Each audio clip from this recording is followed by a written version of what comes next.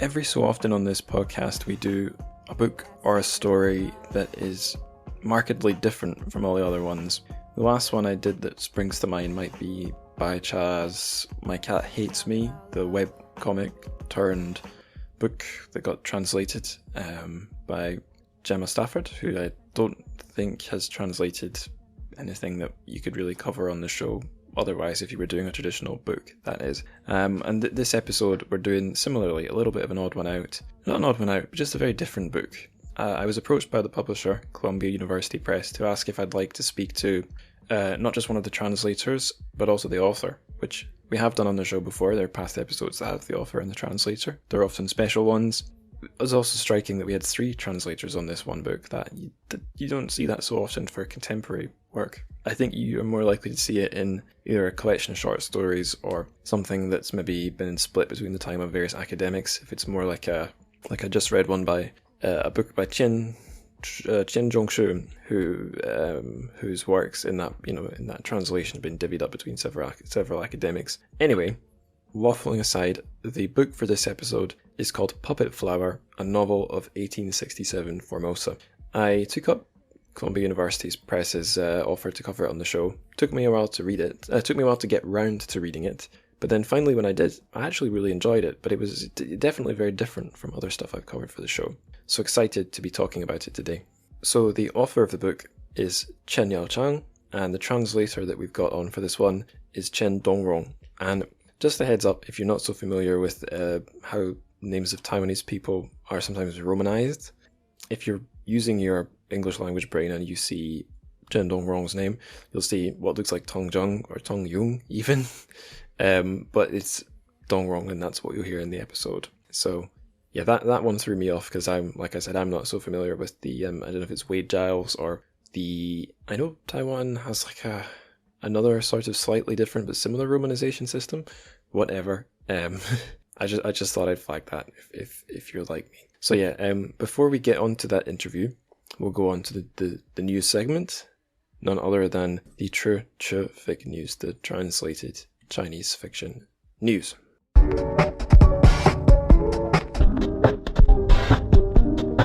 First news item, this is extremely exciting news, especially if you're living in the UK, especially if it's pretty much anywhere in England or a lot of Scotland, because chances are a very interesting series of events one of them will be happening somewhere near you. So what's going on is that Sinuous Books, friends of the pod, I think it's safe to say, are doing a roadshow, the Sinuous Roadshow 2023. They're going through, I'm counting 7 dates here. So it kicks off in Manchester. It's not quite a linear tour, but yeah, their first event is in Manchester, so I guess halfway up England, at the Manchester China Institute. I'll be attending that one. Actually, I should say which authors they're taking first. So I think the topic of each event varies slightly, but essentially they're going on tour with an author of one of the books that they've put out in translation, The Sacred Clan, the author in question being Liang Hong, and then another author of another book they've recently published in translation, Liu Jianyun. So you can hear them talking. I guess all the events will be bilingual. I think different events will have different guests attending.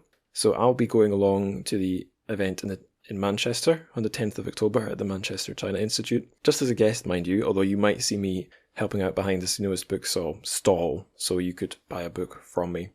By the way, before I list all these events, I should say there'll be a link in the show notes to a page on Sinuous website, which then has links to each of the events' Eventbrite page, which will tell you the time and the place that you can catch them. So yeah, 10th of October Manchester, 11th of October Leeds at the much beloved Leeds Centre for New Chinese Writing. On the 12th, they're at the Confucius Institute at Newcastle University in Newcastle.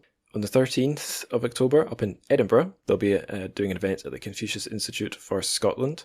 On the 16th of October, they're back down south at the London School of, the SOAS, School of Oriental and African Studies. That's not a public-facing event, so you probably can't just show up at that one. But maybe you could try, if I didn't say that. The next event is on the 17th of October. It is in Oxford. Specifically, it's at the Oxford International Centre for Publishing / the Oxford Brookes Confucius Institute. I don't know if it's a two-parter, but you'll have a look on the event page. you'll see the full info. And then the final event back in London again at the China Exchange. So yeah, not quite a linear tour, a little bit of north and south meandering, but it's a chance for you to catch these two offers, whether you're in Scotland. You can probably get to Edinburgh from most of Scotland without too much trouble. The north, because we've got Leeds, Manchester, Newcastle if you're in the more far-flung north, the true north perhaps, and then down south you guys are of course spoiled, as you always are, because you've got London and Oxford events. So do check it out. It's a way to catch me as well. If you come to the Manchester and Leeds events, I'll be there. Just look for the hairy man in the maroon cardigan. That'll probably be me, although I may not be wearing the cardigan. We'll just have to see. Okay, next thing we're covering in the TrChFic news, it's actually another event. I won't be at this one, despite the fact it's happening in Manchester at an amazing venue. So it's happening on 15th of October. On the 15th of October, unfortunately, I'll be at a work event down near Birmingham, which if you live in England or the UK and you know Birmingham, I got the short end of the stick there. But yeah, anyway, this event, it's promoting the Book of Beijing. Two of the authors who've got stories in the Book of Beijing will be there. If you don't know the Book of Beijing, well, stay tuned, because I will be covering it in a future episode.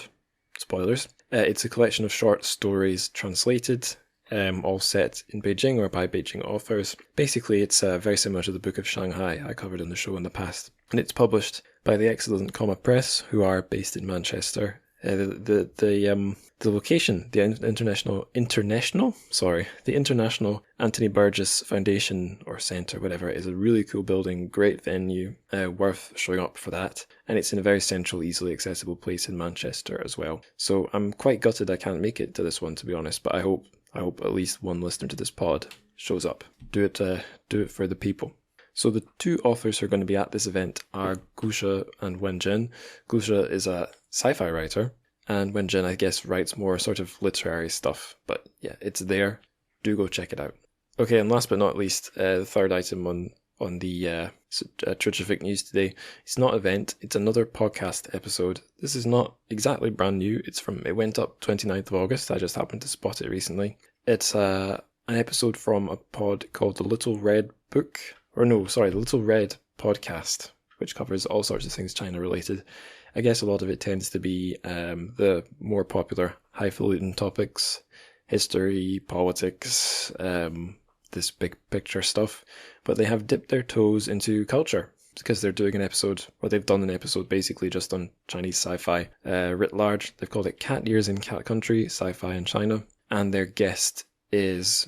Have they got multiple guests? Yes, they've got two excellent guests. They've got Emily Jin, sci-fi translator and sort of all-round Chinese sci-fi enthusiast, and another translator, Michael Berry. So both people with a bit of an academic background, but also people who know an awful lot about, I guess, sci-fi in general, but they're focused in the Chinese sci-fi context the most. So I haven't actually listened to this one myself, but it's 52 minutes long, so it must be a fairly meaty chat, and the guests are great. So I think you've got nothing to lose, really, by checking that one out. Okay, and that is about all I've got to rattle off for the news today. I see we've not gone on more than 10 minutes. Very efficient of me. So, yep, now you just have the interview to enjoy. The main meat of the episode on Puppet Flower.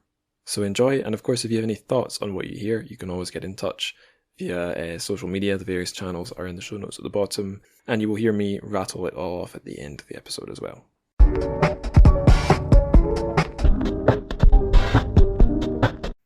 So on the show, we have Yao-chang and Chen Dongrong. Really exciting to have you both here. So we have an author and a translator of a book called The Puppet Flower, a novel of Formosa. I may have missed out a year in that title, but it's a really interesting, really unique piece of historical fiction, and I'm extremely excited to have you both here. So, hello both. What should the listeners know about each of you? And I'll put this question to Yao-chang first, since you're the author. Yes, thank you. Well, I'm a medical doctor and specialized in hematology. That means blood disease, well, like leukemia or so.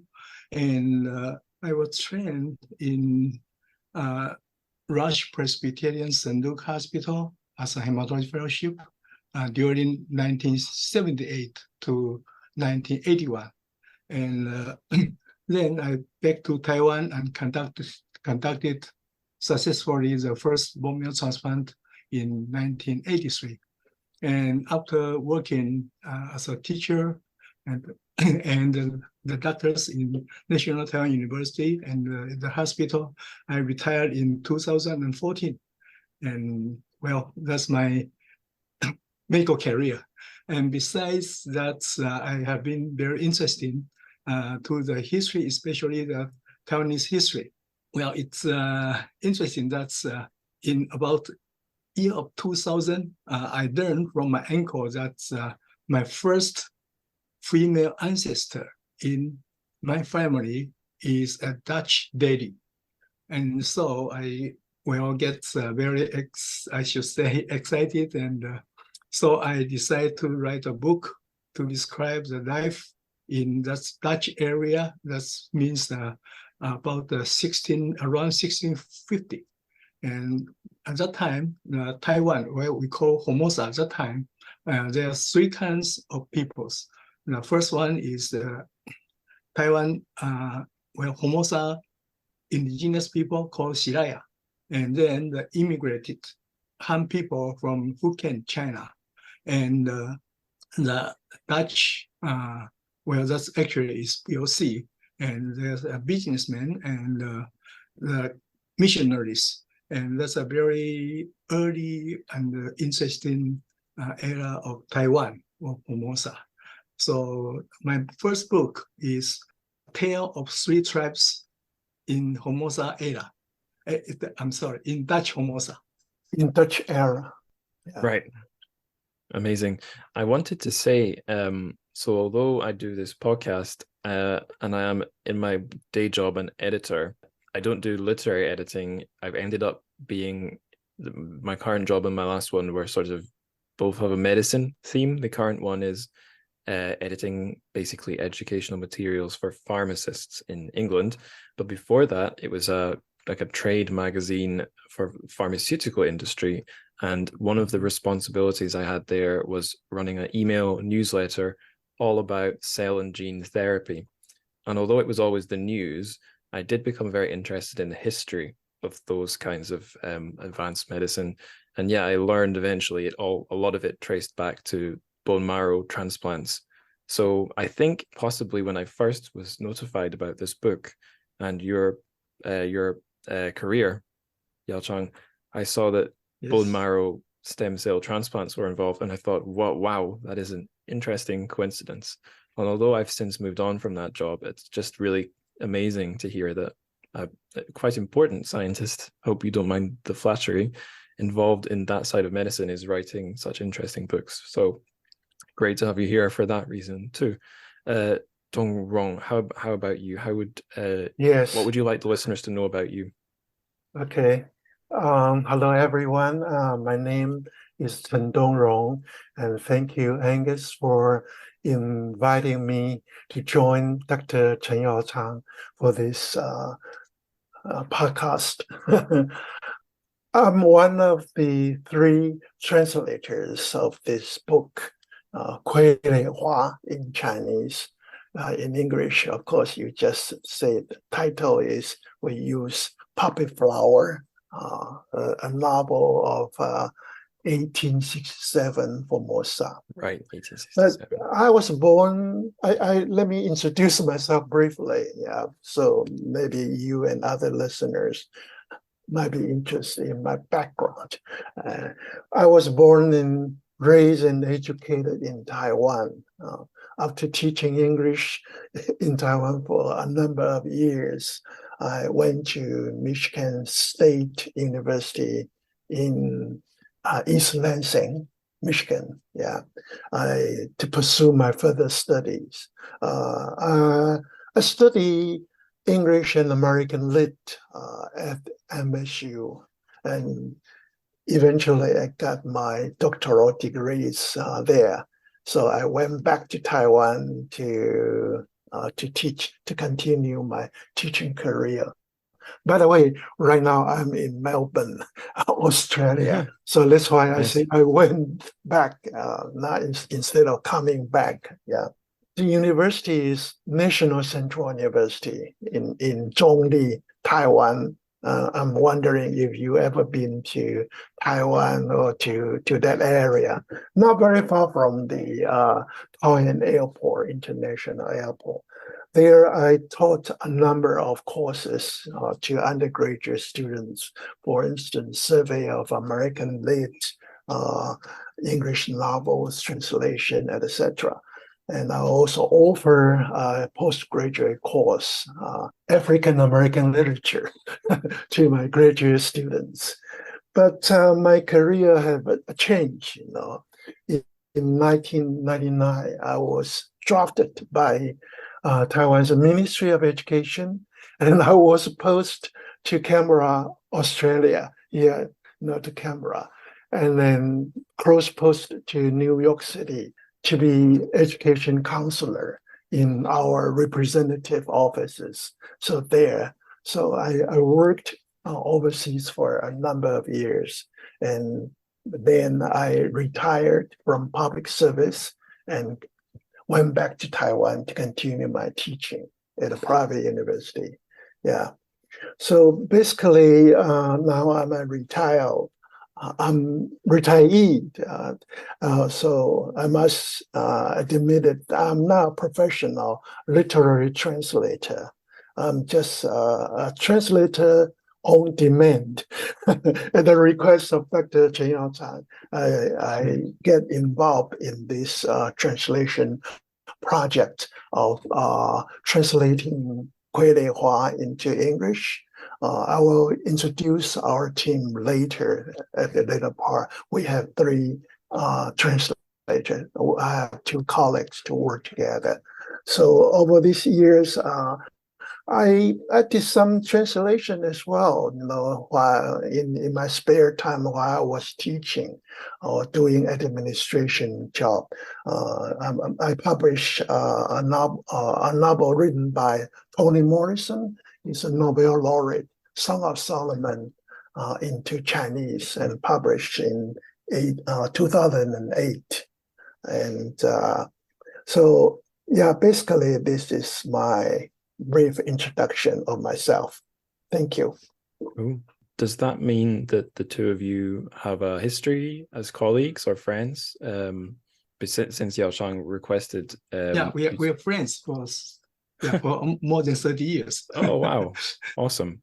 Well, great to have you both in the virtual room. Then, I'll move the conversation to the book.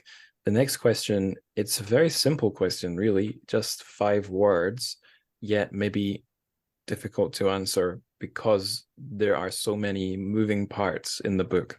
So the question is, what is the book all about? I guess an author always has to have an answer to this question. So I'll ask Yao-chang this one first. What's Poppy Flower about?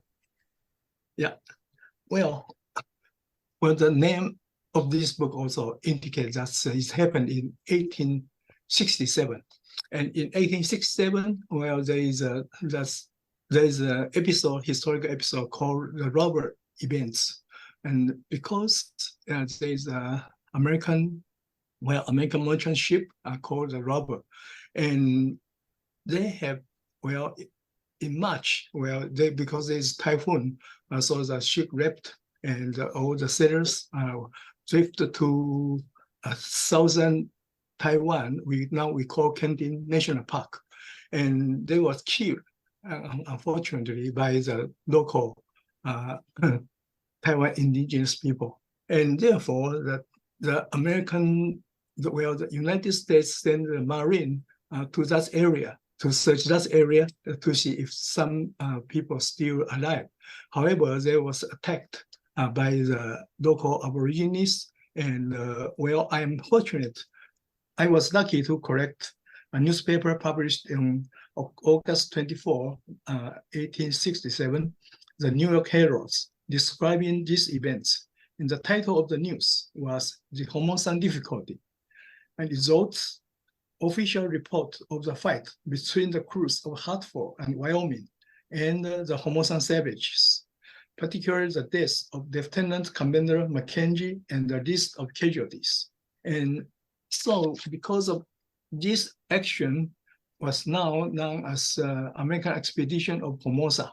And consequently, a diplomatic action was taken and results in, we are talking about.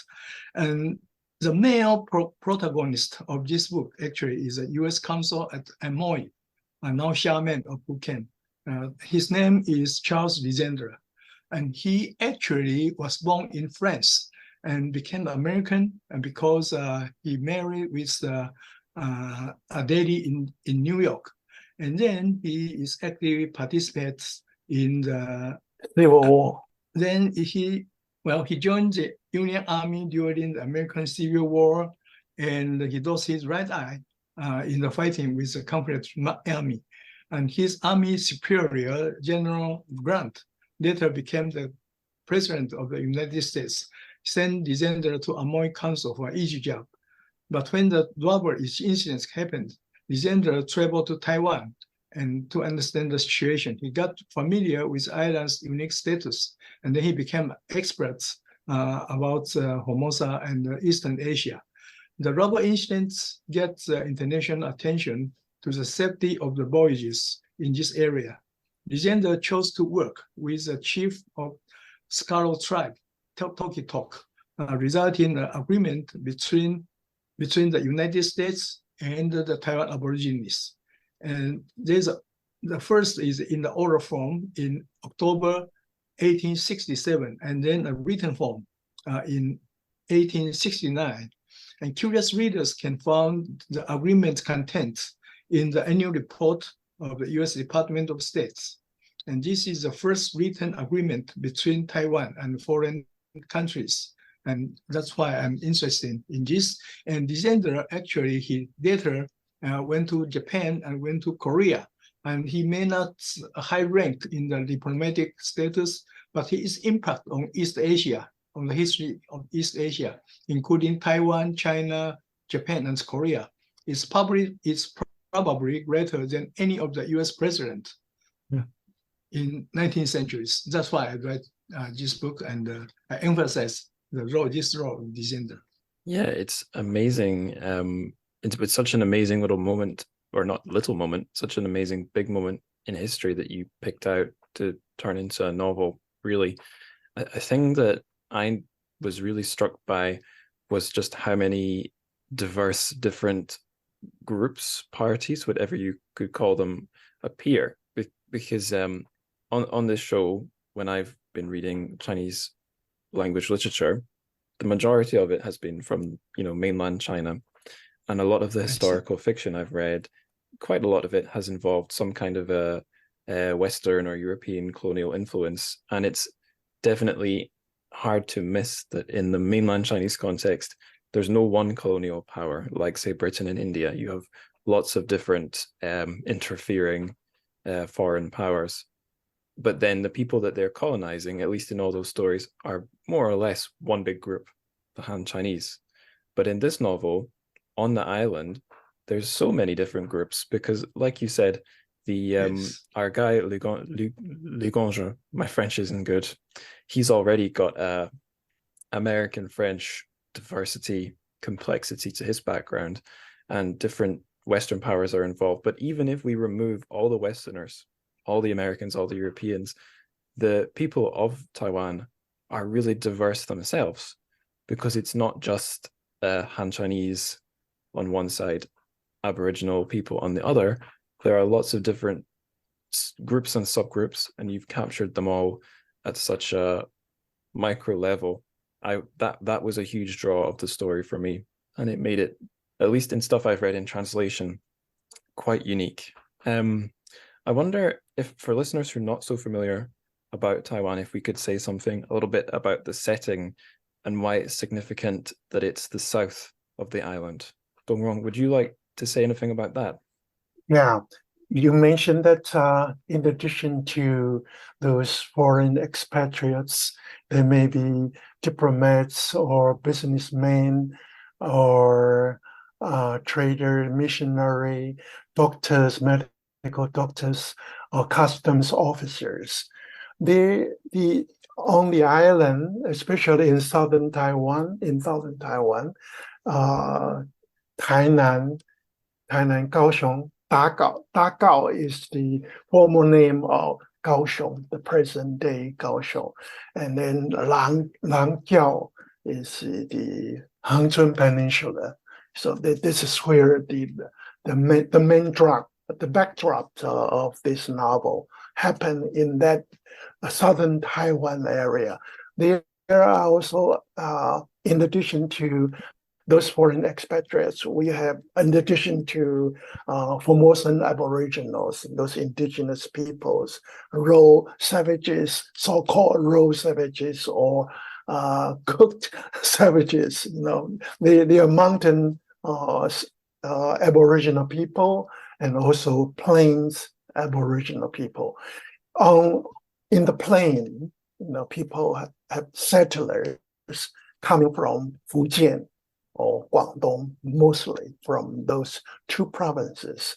And Fujian, Guangdong immigrants or settlers, they have Hakka speaking people, and they also Minnan, Holo, Hokkien speaking people. And they have their own settlement, they have their own villages, they have their own communities, so they are led by head of the village, etc. And in between there are tusenzi. This is very special. This is culturally specific term in the novel. Hosea is native born. It's the offspring of the intermarriage into the Hokkien settlers married plains aboriginals, ladies. So they get married, and then their offspring is tusenzi. So their identity is a bit different in between. So just like the leading female character, Deme is not tusenzi, but he is in between. So a lot of mixtures there, hybrid, ethnic communities in that. So they speak different languages within the small area, and different ethnic groups. But they communicate, they have conflict, but they also have working harmonious relationships between Aboriginal landlord. Normally, those Hokkien immigrants have to they are tenants to land, so they have to pay, tribute to the leaders of the tribe, etc. But later you have army officers or government officials from mainland China post to Taiwan by the Qing dynasty court, the Qing court in Beijing. And they are from different places, from Hunan or from Guangdong or from other places. So in that area, so it's very vibrant, very diverse group, people living in the same place. And they have conflicts, but they also have tensions, but they are trying to work together in order to survive.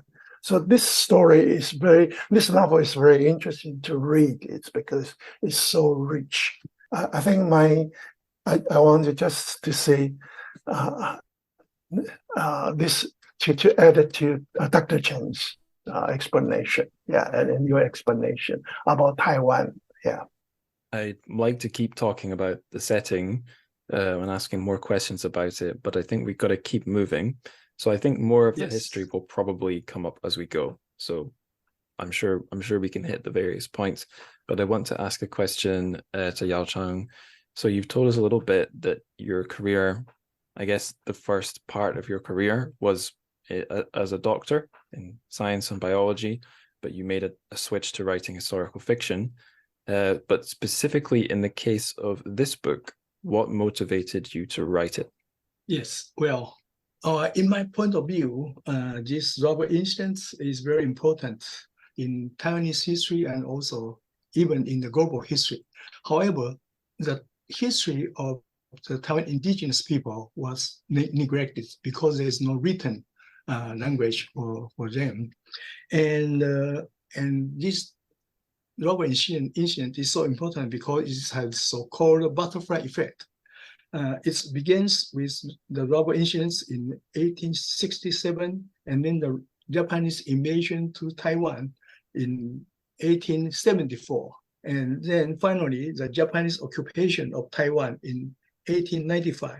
And however, this rubber incident was little known by Taiwanese because in the Qing era, in that time in 19th centuries, the Qing Empire doesn't regard it those areas of Taiwan Aboriginal people as its judicious area. So there's a very little document was left. And so the people doesn't know this. And I'm fortunate because I read Lisender's dietary, and I just mentioned travel note in Formosa. So, and it's a very detailed description about these rubber events, how he came to Taiwan and how he went to see the Taiwan, the officers in Qing Dynasty in Taiwan Hu. So I depict those major history branch in Lisender's books. And then for the indigenous part, I went to that area to visit many elderly indigenous people and ask them how their ancestors told him about this story. And but mostly they didn't know this story. That's, well, to my surprise. And so I write down this book, and also to emphasize that, as Tung-jung says, I would like to make the Taiwanese people to know Taiwan has long been the fusion of several ethnic groups from 17th century in Dutch area, and there has been many ethnics in that time. So most of the Taiwanese has a paternal lineage of the Han Chinese, and their maternal lineage actually is Formosa natives, and therefore the most of the Taiwanese not only has Asian mainland Han blood, but also has Austronesian. That means Southern Pacific Islander blood. That's very amazing, and just as you said, that's not happened in mainland China, and only in Taiwan. What you were saying there made me think of something. This will sound a strange thing to bring up at first, but you'll see where I'm going.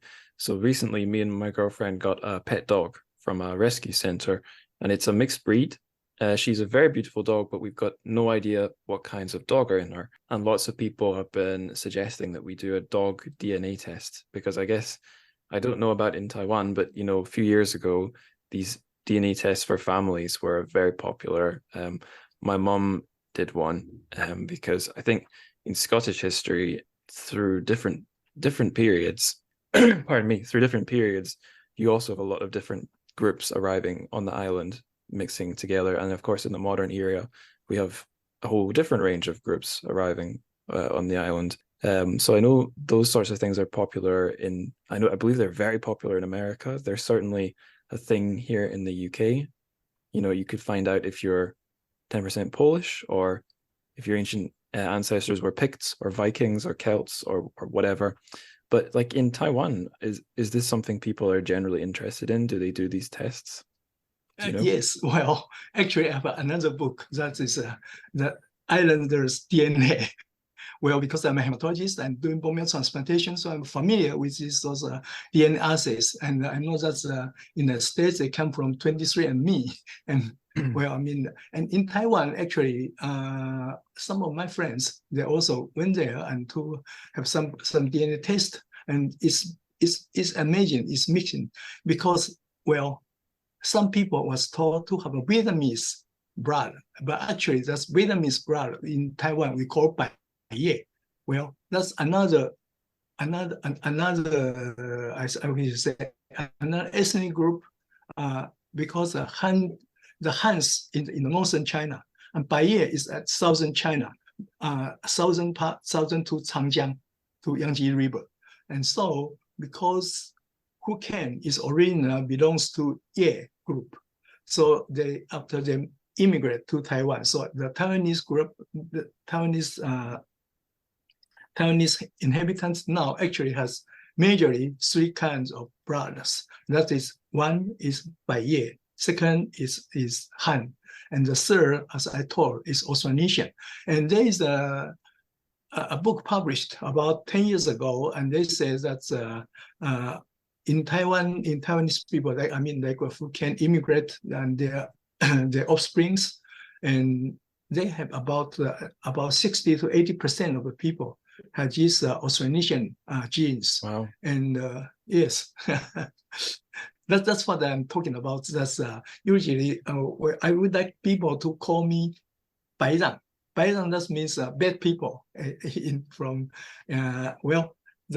Aborigines people call we as Bairang. That means bad people, but that's because Bairang actually is not exactly identical to Han people. It's a mixture of Han people and Austronesian people. Yeah. Amazing. Is that too complicated? No, I get it. I actually have another question related to your motivation to write the book. I didn't think of this when I was writing the questions. I only thought of this now. Why did you choose to tell this part of history as fiction? Why not write a history book? Oh, well, if I write a history book, nobody will buy it because when they will buy a history scholar and not a history book by the medical professors. That's Right. easy. Fair enough. Okay, more questions. There are definitely more things I could ask about that, but I will just keep us moving. So since it's a fiction book, we can do all sorts of artistic things with fiction. So I wanted to ask what sort of mood and style the book goes for. Maybe we could give Dong-rong a turn first, though. So, like, Dong-rong, as a reader, what sort of a style did you feel was in the book? And I guess that could affect the translation as well. We do have questions about translation later, but that's a thing that, obviously, from going from such different languages, style and mood are questions. So I haven't really asked a specific question there, but is there anything you feel you could say about the mood, the style, the tone of the book? Taiwan's indigenous writers, they have, Dr. Chen is not a Taiwan indigenous writer. He's a writer, a Han Chinese writer, writing about Taiwan's indigenous people. So unlike those, native-born indigenous people, maybe their ancestors are Austronesians. So when they are writing, they are creating in the 1980s, they felt they have strong desires to be different from traditional Chinese writer, using very elegant, very formal languages to express themselves. Of course, there are also some country staff writers. They are emphasizing on the rural writers. But Taiwan indigenous writers, they emphasizing their authenticity. So they deliberately try to write in a hybrid style. So if you are not careful, then you might get the meaning wrong. So that's Taiwan indigenous, right?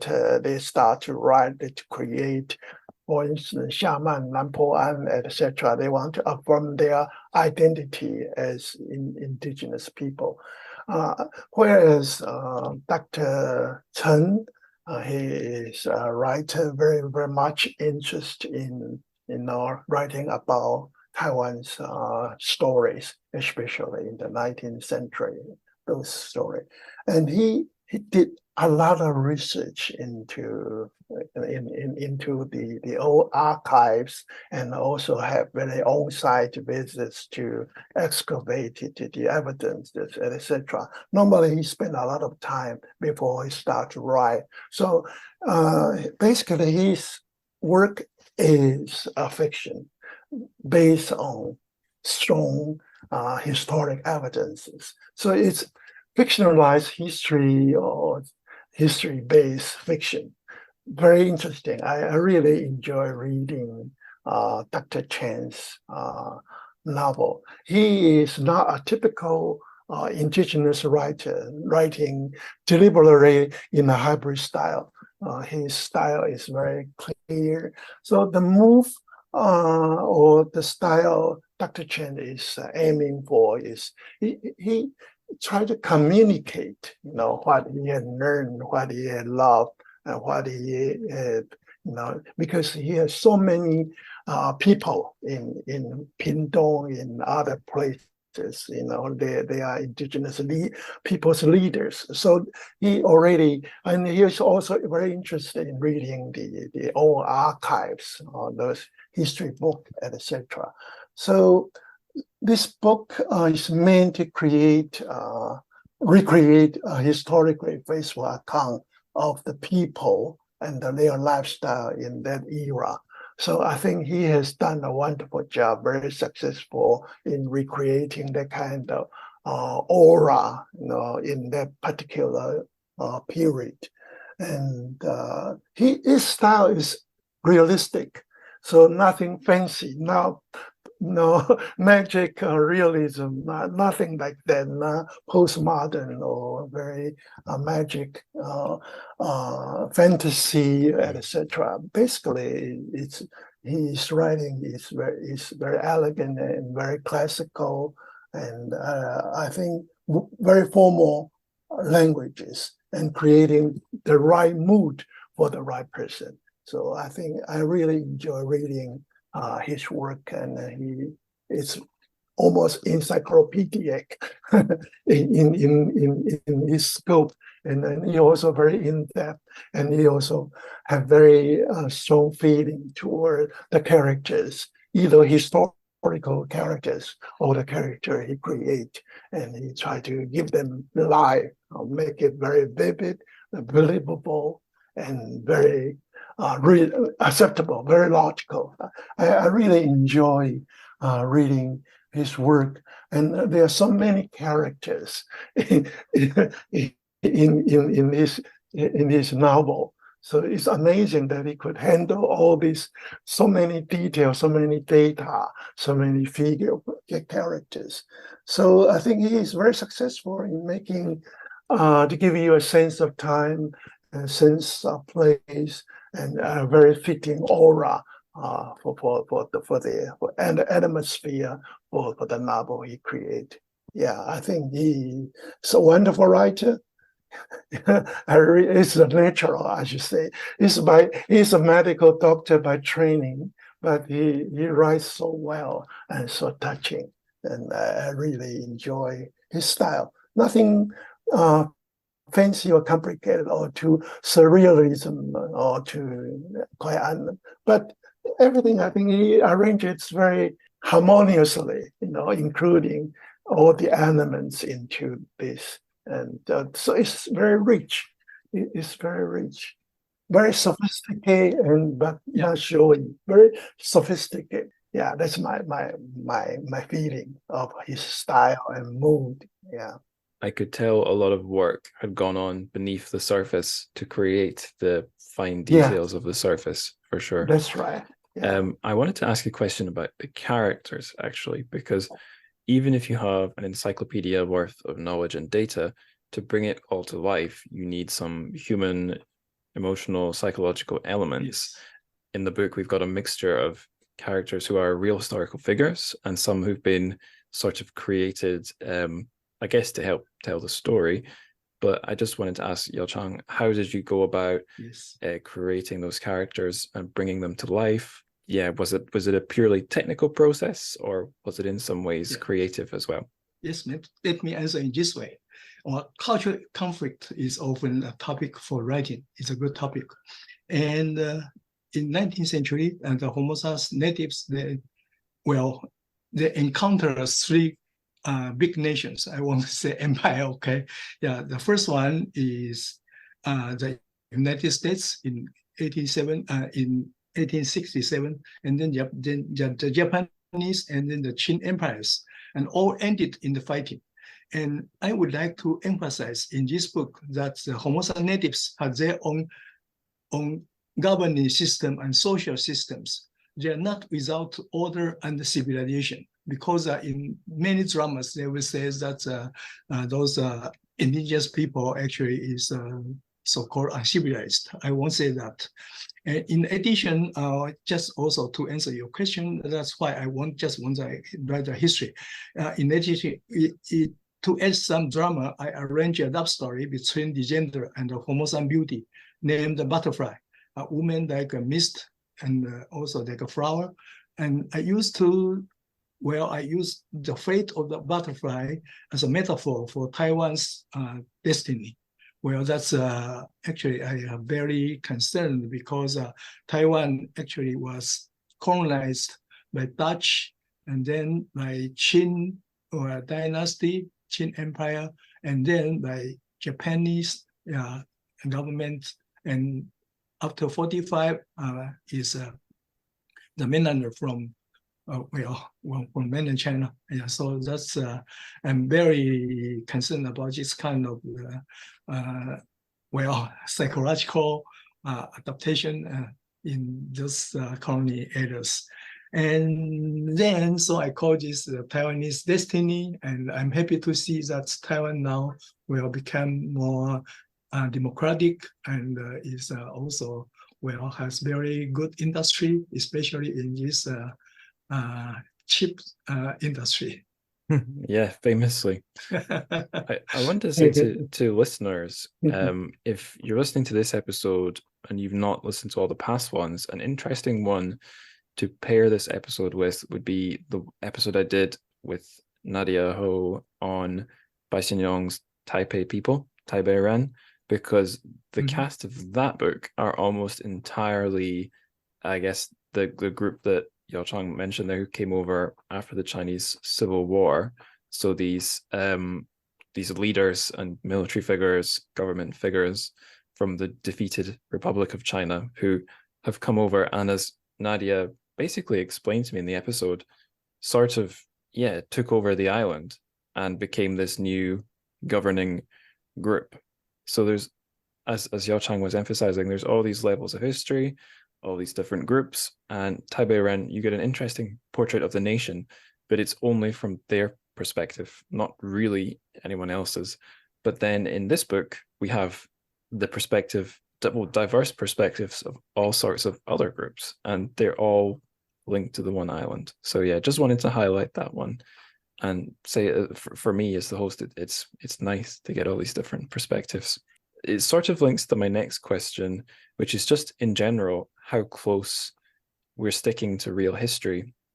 Because I guess an issue between the perfect story and a perfectly realistic depiction of human history is that human history isn't designed to follow an entertaining arc. It's sort of random. Whereas usually in a novel, we need to make sure the reader keeps reading. We got to keep the plot moving. So I probably will ask Yao-chang again, did you stick 100% to the real history? Did you speed some things up, slow some things down? Aside from adding characters, did you have to change much? Well, actually, I told that I keep the skeleton of the history, but the side, like the man-to-man or group-to-group interaction, I have created some stories, and that's why I create the actress, the female character of Butterfly, and actually, when I say flower means beauty, and means that is a metaphor of butterfly. So, but I mentioned in my book, I said that besides butterfly, most of the books the details I write is according to the books. So it's very close, but not 100% of course. And I add some romantic figures and some conflict. Most of the conflict are true, but some conflict actually is imaginary. Right, fantastic. I thought I can throw another question to Dongrong, since this is a good question for a reader. It's, do you have any favorite moments or episodes in the book? or indeed favorite characters?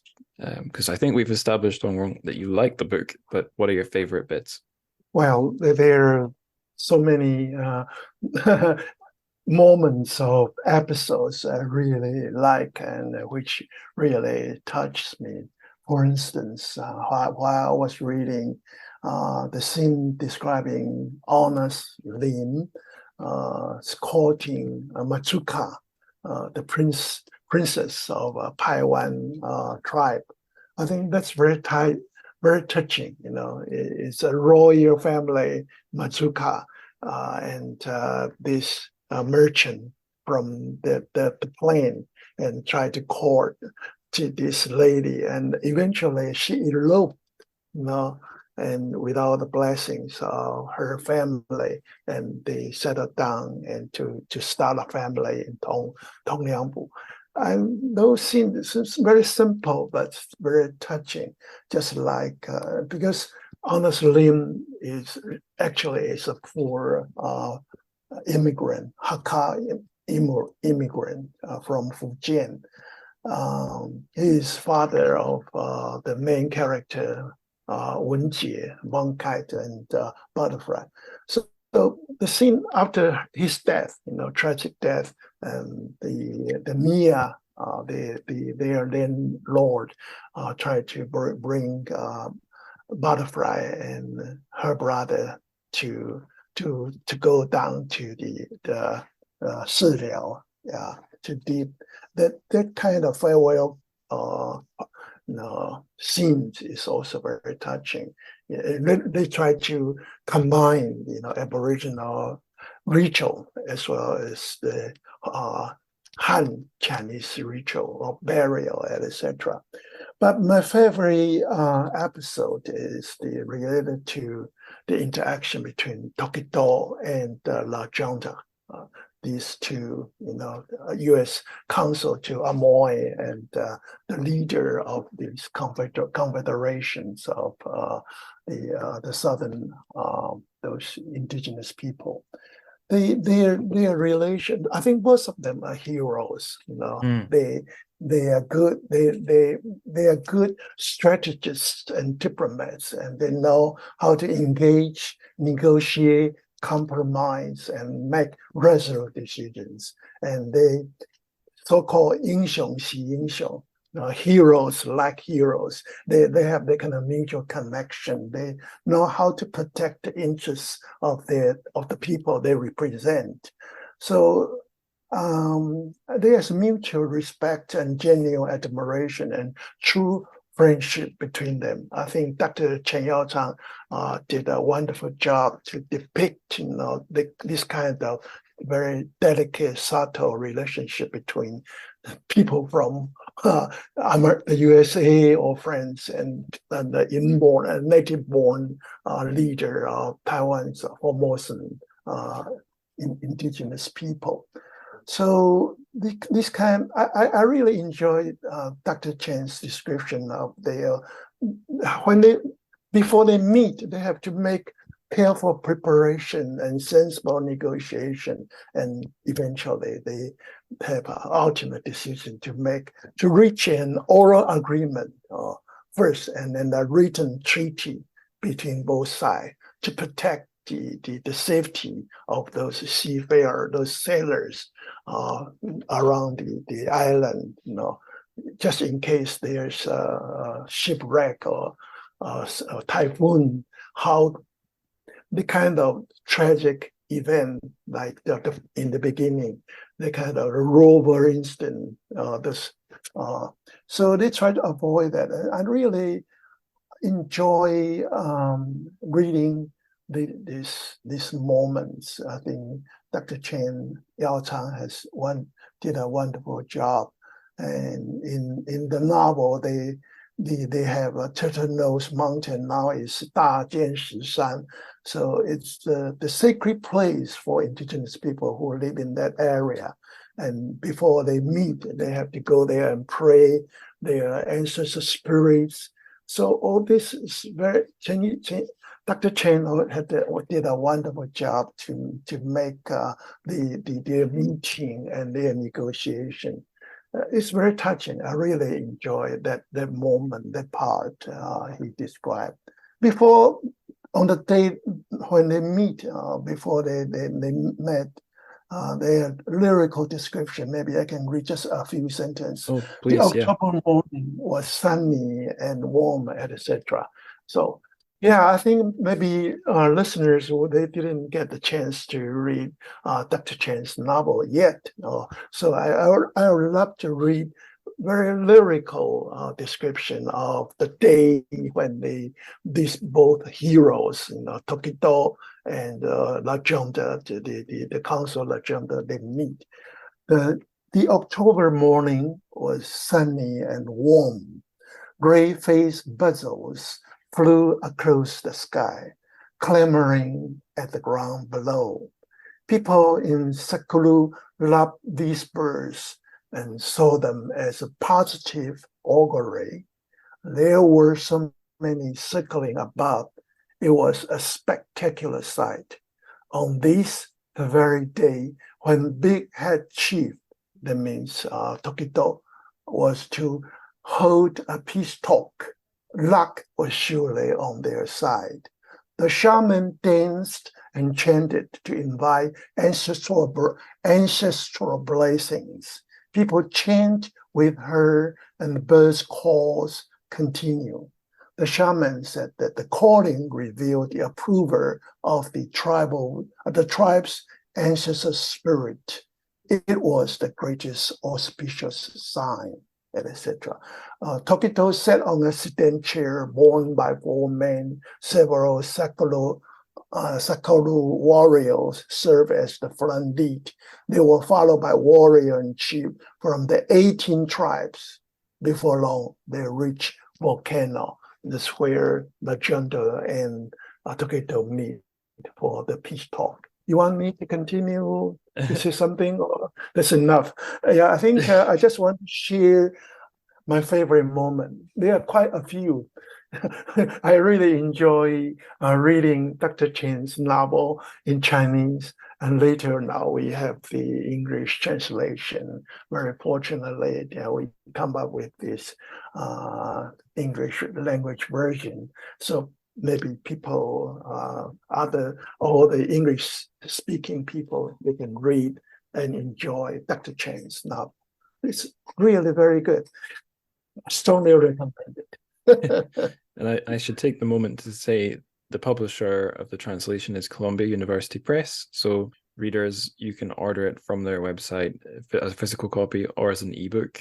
I don't know if they ship from that website to outside the US, but I'm sure it'll be available internationally through other online bookstores. So yeah, if it's catching your interest, go read it. I wanted to say, to agree with Tung-jung, that I also really like the scenes where we have Le Gondre and the tribal leaders negotiating, because the depiction of the Aboriginal leaders and their military maneuvers as well, all of their decisions are very rational.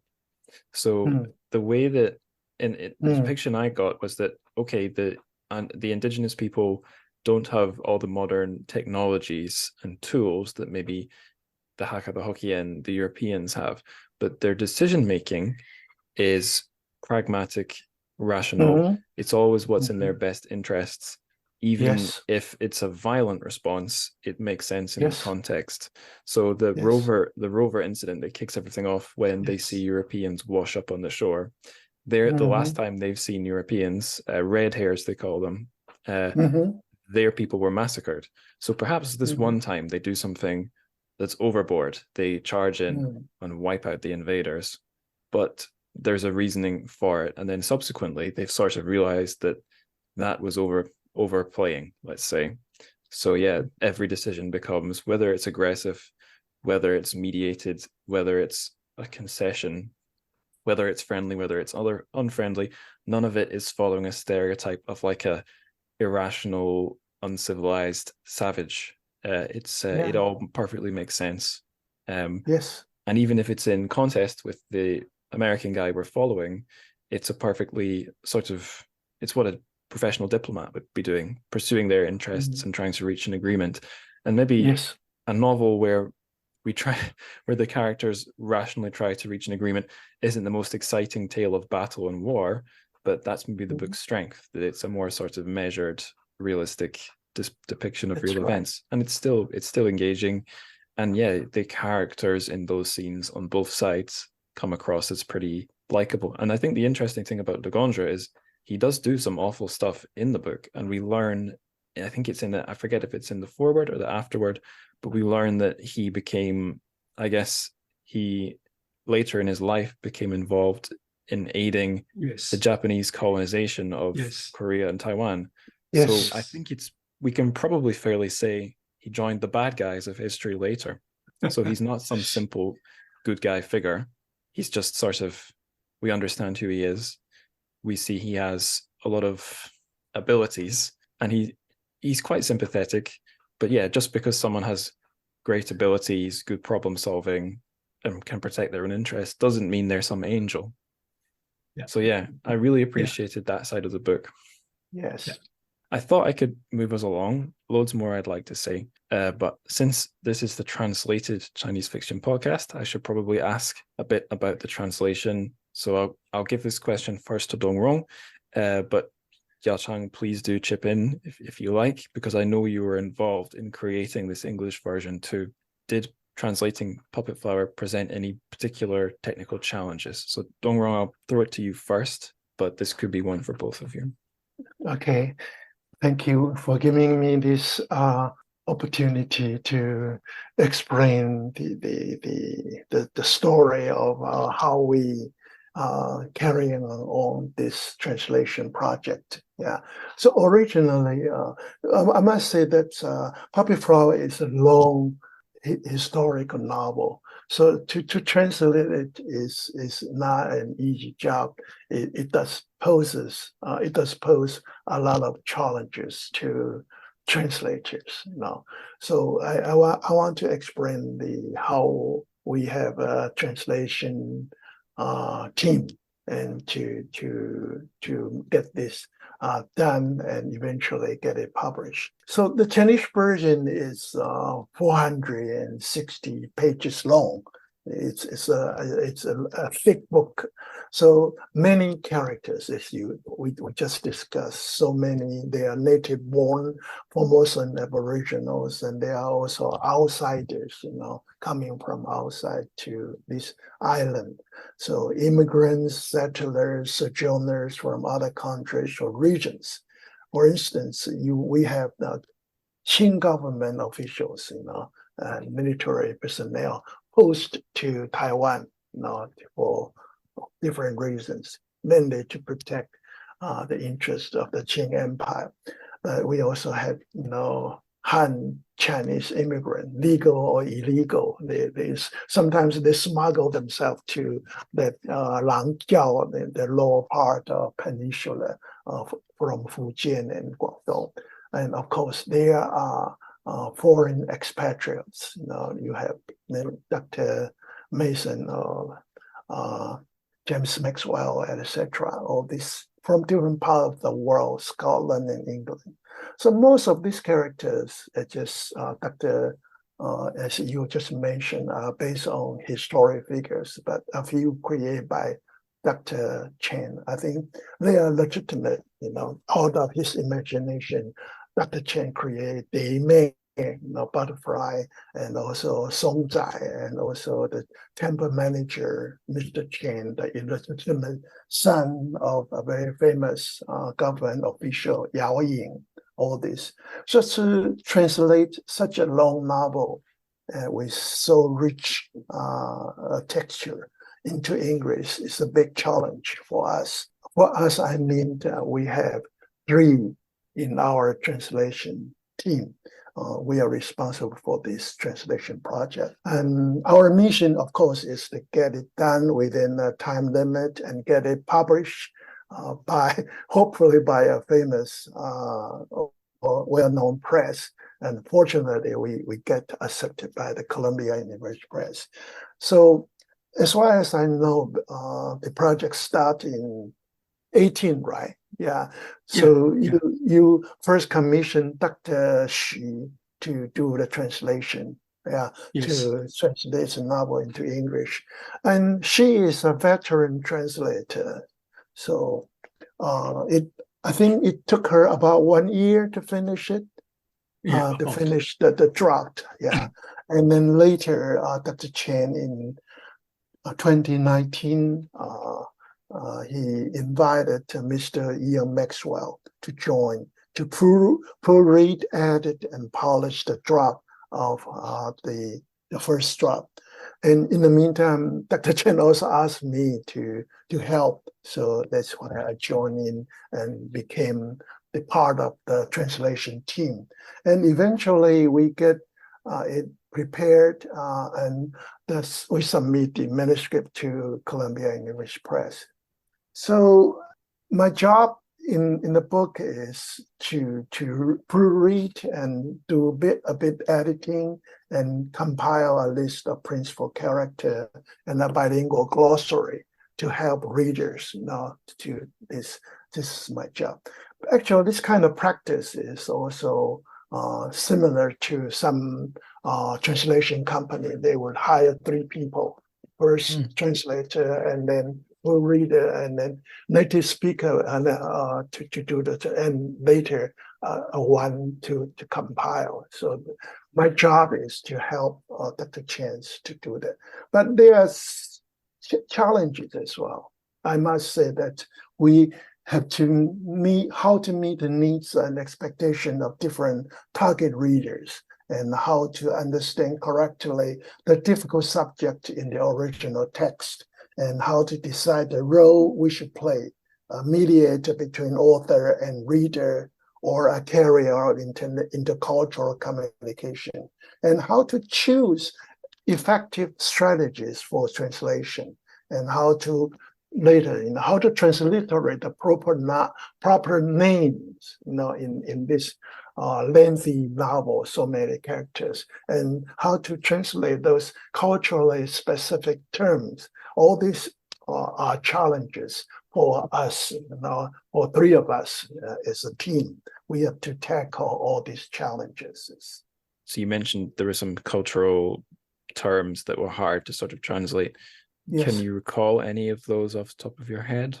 I think I just mentioned 土生仔 is one of the term, So when it was first translated, it was translated as born here as a noun.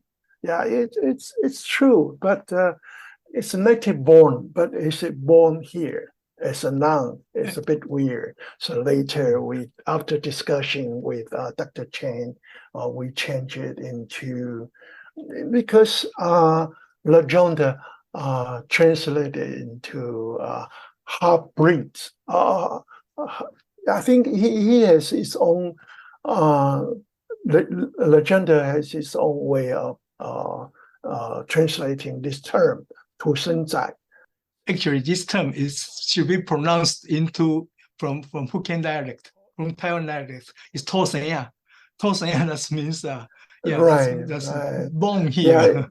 That's a culturally specific term. It's difficult for us to, but as translator, I must say that Dr. Chen is so well read. So he's a Renaissance man, a man of so many talents, of great learning. So in this book, it is really difficult to get every detail right. It's a big challenge for us translators. So this book is based on his in-depth research, as well as field trips. He made so many field trips to southern part, to make sure every detail is correct. How long does it take to travel from one place to another? So it's fiction, but it's history-based fiction. It's fictionalized history as well as history-based fiction. So this Dr. Chen has quite an ambition to make this work, and eventually I think it's he is successful to make people interested in reading this period of history, about this part of history. So Dr. Chen mentioned that the book Notes of Travel in Formosa by Charles Yao-chang is very influential to him, because in that book he found much inspiration and also many valuable details. You mentioned culturally specific terms. They have some terms. Dr. Chen is not an indigenous people. He is Han people writing about indigenous people. So he doesn't write in a hybrid style. He doesn't mix, standard Chinese with Austronesian languages.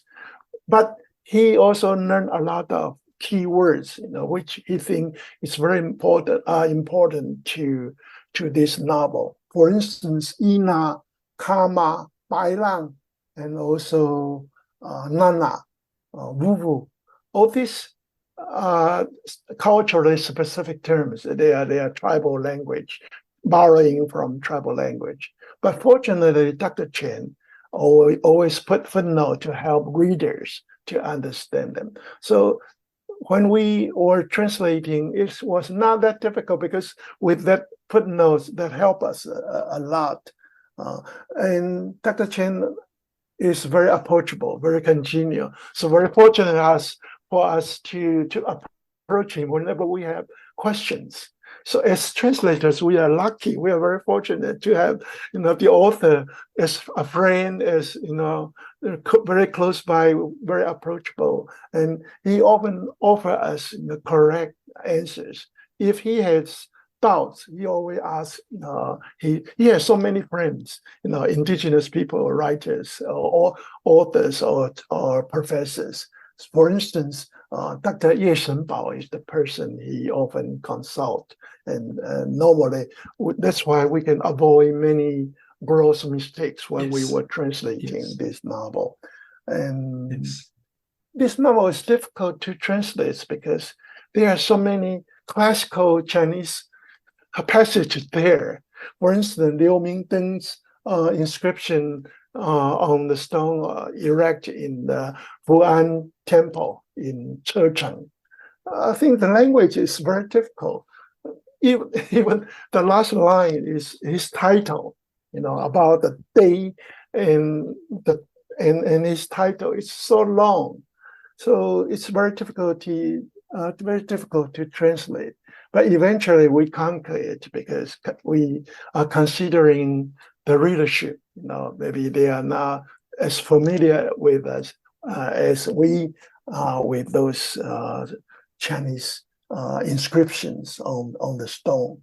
So I just, for instance, the title in this inscription of Liu Mingdeng is 提督金门台澎水陆挂印总镇斐灵阿巴图鲁刘明登统帅. It's so long a title. It's an honorific. It's a long title. So we translators have to really have to face this and to make. Eventually, we just to simplify it. Regional commander of Taiwan and Penghu. Yeah. So the title of those officials and those officers are difficult to translate. Sometimes Fu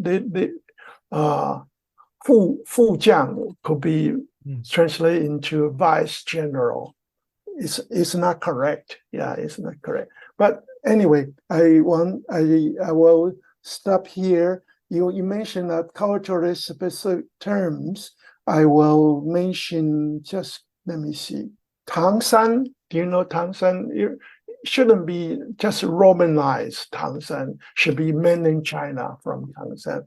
But the first translator make it Tangshan. Sometimes it doesn't make really sense to readers who are not familiar with this term.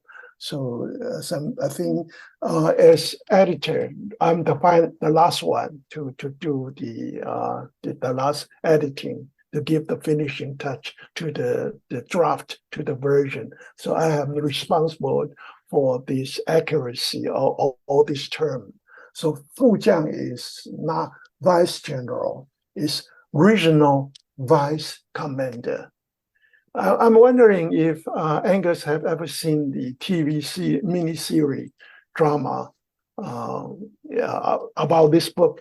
This 傀儡花 was adapted into television, miniseries, and it's very popular, but also create a lot of debates or controversies in media, but very interesting. But the subtitles of the miniseries, they have mistakes, just like that. They don't know the exact meaning of those specific terms, the military ranks. So should be regional vice commander. 总兵 should be the regional commander, not just commander of all the Qing troops, etc. So culture specific, I want to mention others, but for the time being, I think I will stop here. I talk too much. That's okay. That was really interesting. Okay. I did notice there was a TV adaptation. I wasn't sure if it would have English subs, but it sounds like they do, even if they're not. They have English amazing. Subtitles. Yeah. All right, English subtitle. I will put a link to that in the show notes then, so that listeners can find it. Yeah. I actually wanted to ask you as well, Yao-chang, how were you involved in the translation? I guess we learned you are, but could you talk a bit about your role there? My role in translation? Well, Yeah. actually, I would say my role facing the challenges from the people. They say there's some, some controversials when it is adapted into the TV series. Right. And also but I also face the challenge that's, as a non-indigenous writer, how dare you to write this fiction, on the viewpoint of the indigenous peoples. But I would like to say I had to deny, but because I tried my best, and the reactions from the indigenous Taiwanese is not bad actually. And because I wrote the things about their ancestors, they didn't realize to know about it, actually, or knew very little about this. That's very interesting, because this story happened about 160 years ago, but because Taiwan indigenous people, they don't have the written language or written characters, so many of them, they don't have the memory. So when I published this book, and they are very surprised. That's they didn't know the ancestors had this, I should say, glory moment. I say glory is that because they represent the whole Taiwan to sign an agreement with the American representatives. I think that's a glory moment of their history. So they're happy about this. Yeah, I suppose it's a conversation a lot of authors could potentially run into if you choose to if you choose to write from the perspective of someone other than yourself. I think there's a certain line of thinking that says you should never do that. You shouldn't write the other, because you will do it disrespectfully. And there's maybe the absolute opposite of that point of view, which would say something like, as a writer, you have total freedom to do whatever you want. And my feeling is that the right sort of in between is if an author wants to cover or even write from the perspective of someone other from themselves, yes, they should have the freedom to do it, but there's responsibilities. Like you have to do it right. And maybe as well, it helps if you have a good motivation to begin with. And we talked about what your motivation was. We could see that you made a real effort to learn the history and a bit about the context that these indigenous people lived in. So I'm not surprised that you had some good reactions. That's great. But I can also understand why indigenous people might raise their eyebrows and want to ask a few questions, because it must be a very sensitive sort of area. I think that's all my questions about the translation. So we can take things into lighter territory, the miscellaneous section. So speaking of writing other cultures, I mean, I've been running this podcast on the literature of another culture for years now, and I still am not fluent in the language. And I just try to have the philosophy of, don't be afraid to discuss someone else's culture, but also don't be an asshole while you're doing it. Try to do it respectfully. And if you don't know something, don't pretend that you know it. That's sort of my philosophy. But yeah, on the topic of the Chinese language, for every episode, we try to pick a Chinese word of the day that sort of captures the spirit of the book. So I was wondering if either of you, Tung-jung or Yao-chang, can think of a Chinese word that fits this book really well. Well, I think let's don't know answer this. I would choose zhēn, truth, because Dr. Chen Yao-chang is in search of the truth, historical truth. And now we try to, in Taiwan, people, we try to correct the mistakes and to find out the real truth.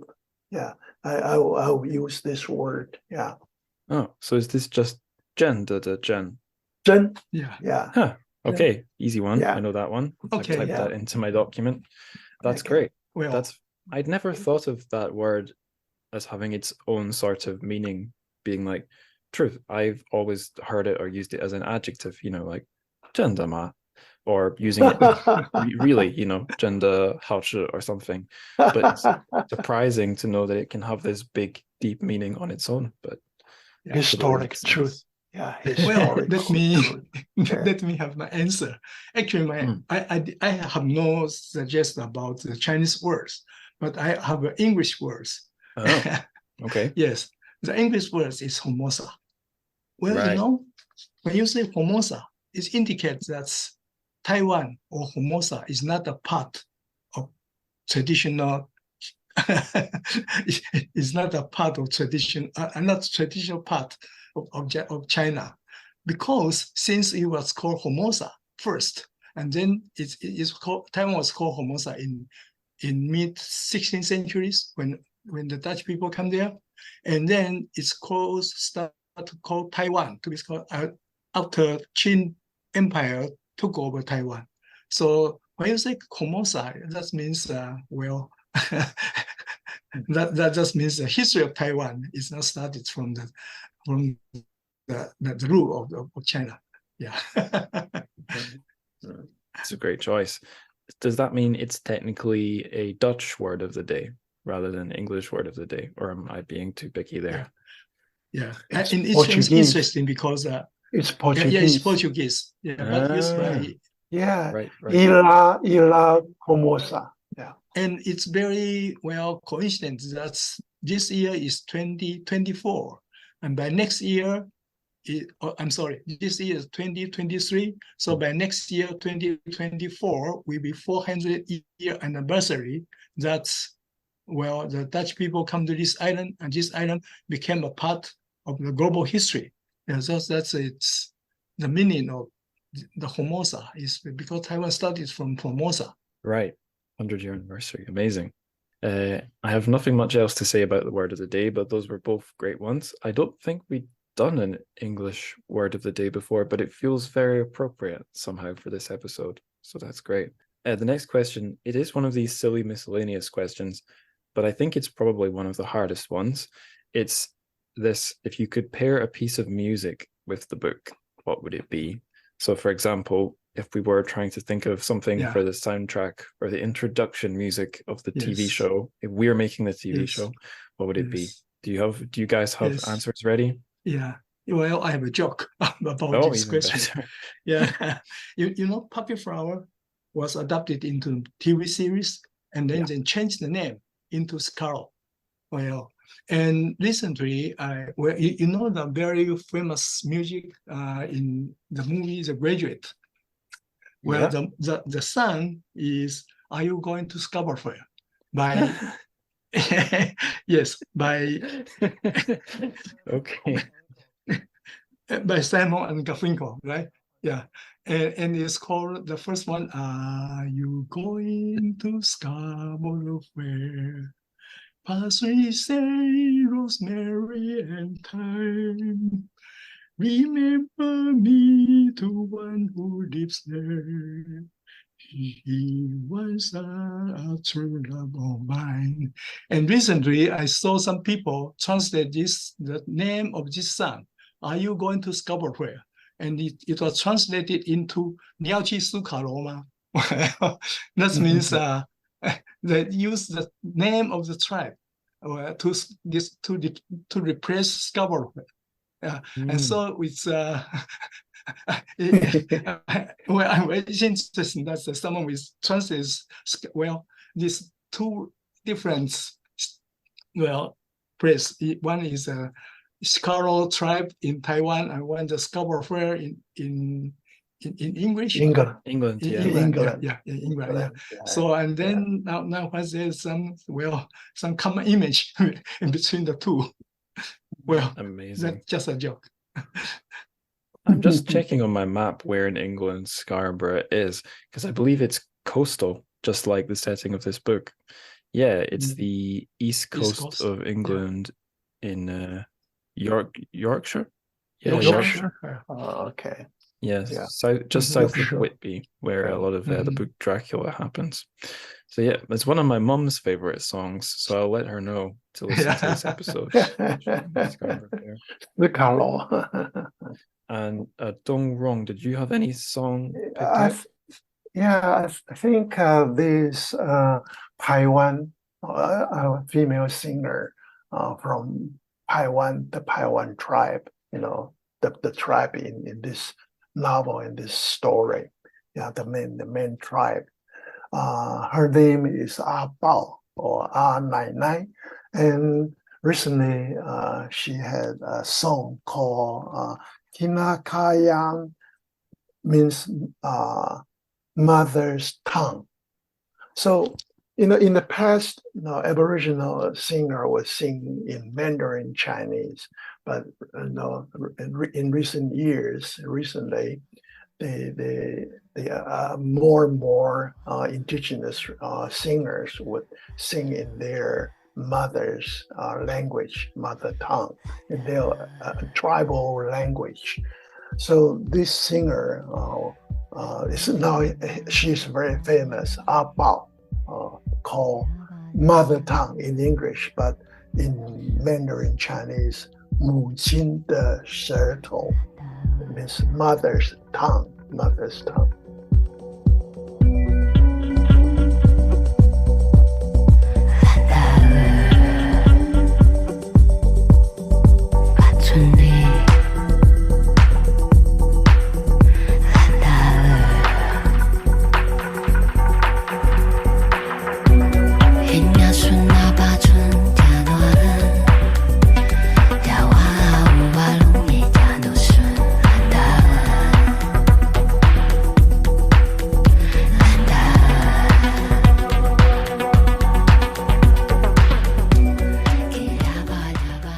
But she sing it in her tribal language, but at the same time but dancing about all this, because her mother complained that she cannot speak her tribal language very fluently.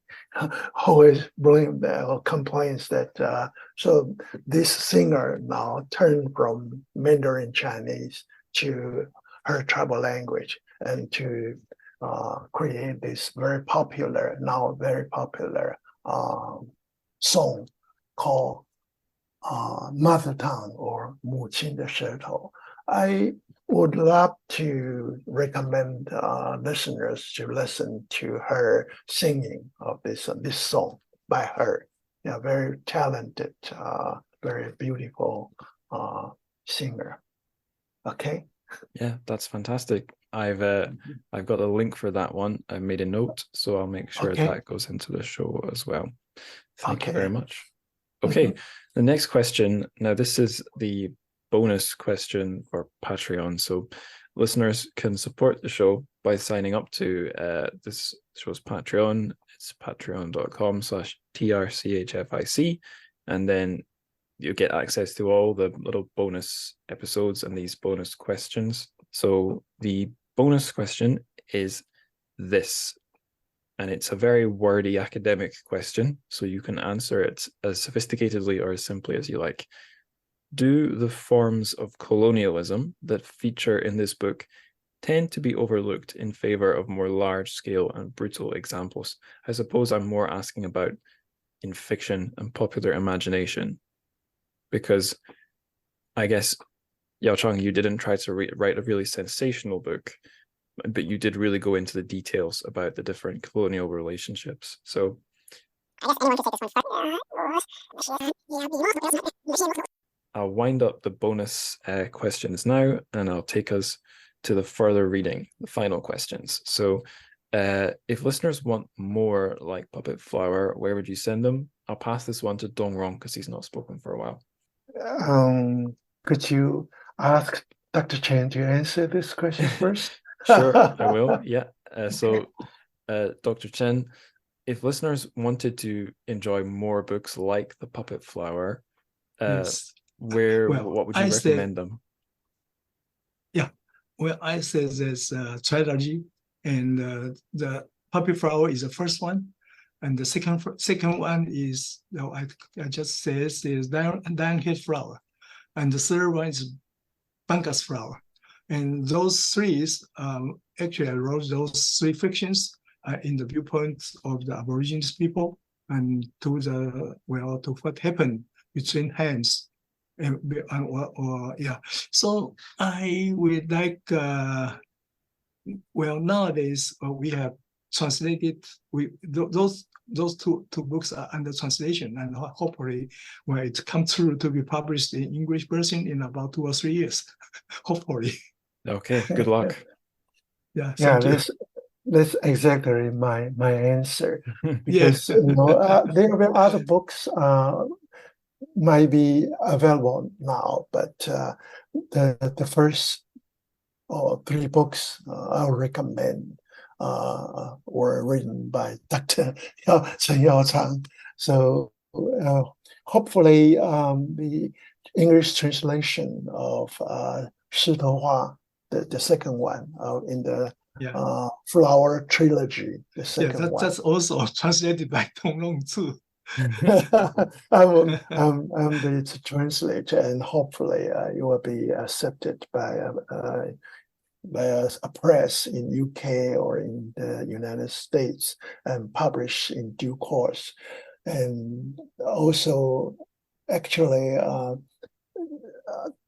Dr. Chen also have a book already translated into English. It's called great.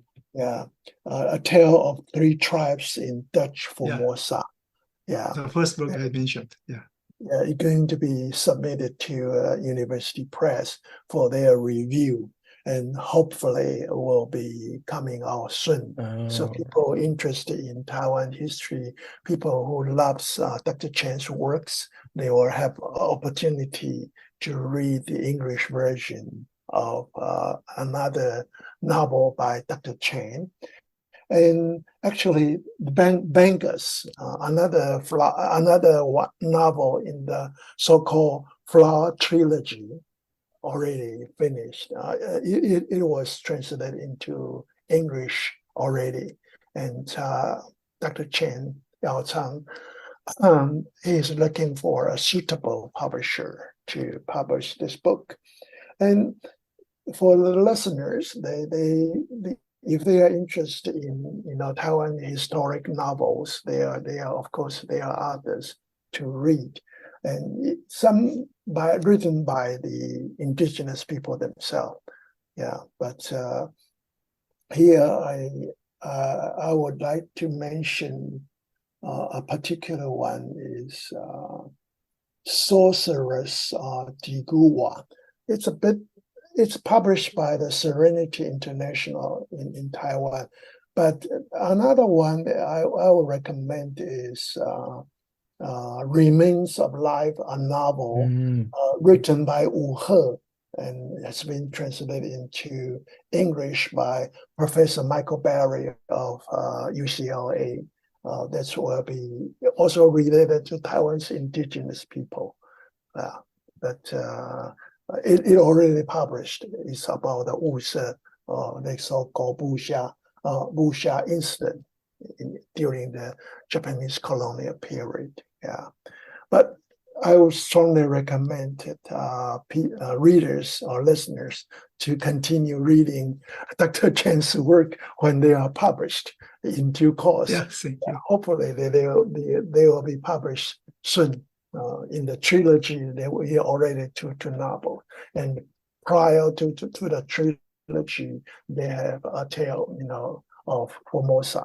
Yeah, three tribes in Formosa, which was quite well translated. I mean, the translators of that novel is really have a very good command of English. I think he has done a wonderful job. Hopefully, it will be published soon.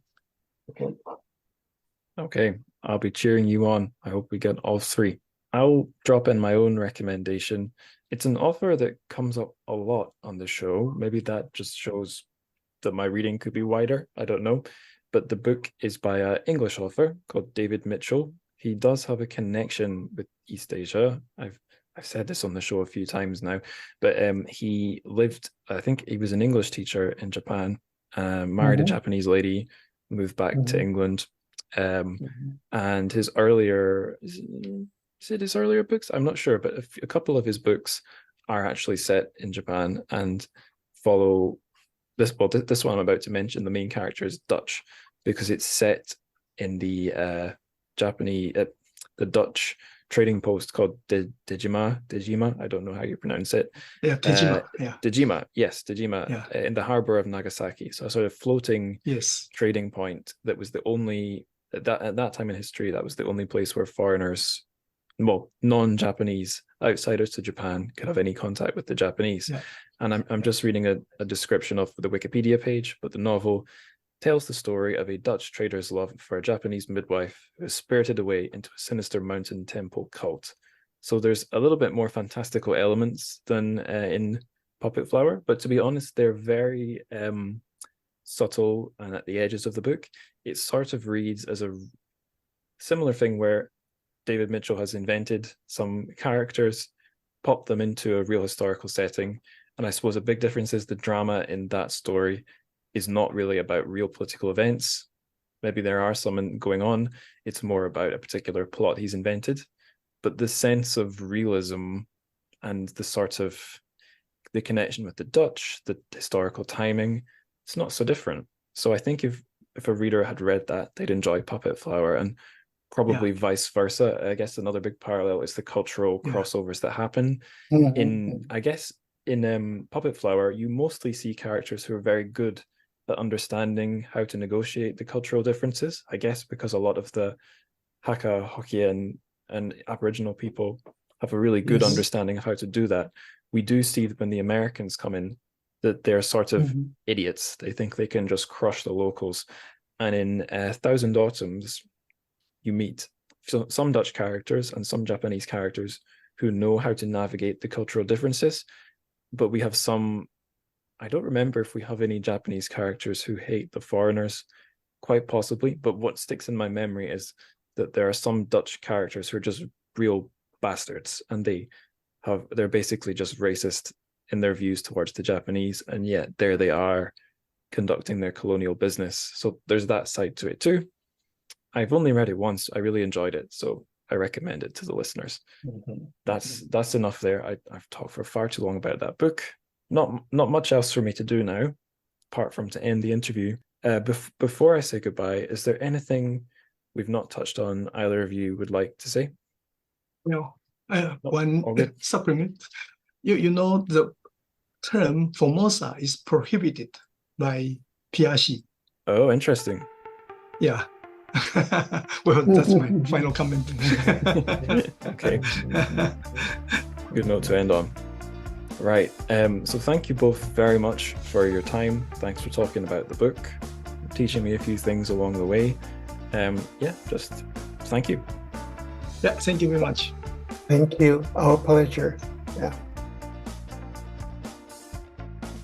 All right, that's the end of the episode. As always, big thank you to the guests, Mr. Chen and Mr. Chen. the author and one of the 3 translators. Fantastic to have you. Listeners, I hope you enjoyed the episode. I don't think I've got anything very flowery, no pun intended, to say. Maybe just that we're on episode 96 now, we're getting near the end. Am I emotional? Not really. I'm not really feeling emotional. Maybe I will when it is actually hiatus time. But yeah, until then, if you've got thoughts on this episode, or indeed any past episodes you've listened to and want to share them by whatever means, then the social media is all in the show notes. But if you want to get it through your ear hole, here you go. The show has an Instagram. It's at TrChFic, TrChFic. There's a Discord. There's an invite link in the show notes. I can't really direct you to that one. I am on Twitter for general purposes and for promoting this show. That's at Angus Likes Words. There much else to say. Nothing much else to say. But if you'd like to support the show, help cover the hosting fees, which I'm gonna keep the hosting going after the show goes on hiatus. Although I'll pause the Patreon payment collections because I think that would be a bit too cheeky to keep that going. If you wanna support the show, there are support links on the website and in the show notes.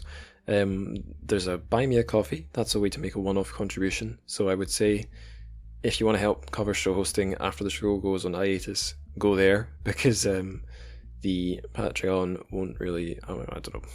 What am I gonna do? Am I gonna pause it? I don't know what I'll do with the Patreon. But if you wanna sign up to the Patreon before the show goes on hiatus, that's patreon.com/TrChFic, TrChFic. There's a gazillion, not a gazillion, but there's an awful lot of free episodes. A lot of them are me speaking solo, rambling like a maniac, like I am right now, about things I've read that may have been covered on the show or may not quite have qualified for the show, or maybe they got covered on the show long after I did a Patreon monologue about them. And obviously all the bonus question answers are in there too, so you can sign up for that as well. And of course the best thing you can do for the show, you probably know by now, it's to tell other human beings. So tell your friend, tell your teacher, tell the captain of your colonial vessel, tell your tribal chief, and most importantly, tell your interpreter, because I don't know if the role of interpreters came up in the discussion about this book. I don't think they did, but it's quite important in Puppet Flower, and important to the world, really, the interpreters. So just a big round of applause for all the interpreters out there. I think you guys deserve it. And translators, actually, but I feel like you guys already get a lot of love on the show. So actually, no. The applause is only for interpreters. I hope it means something to you if you're listening. And if it doesn't, just appreciate that it meant something to someone else. So, applause over. All my monologue, it's over. Now is the time to say, zhēn.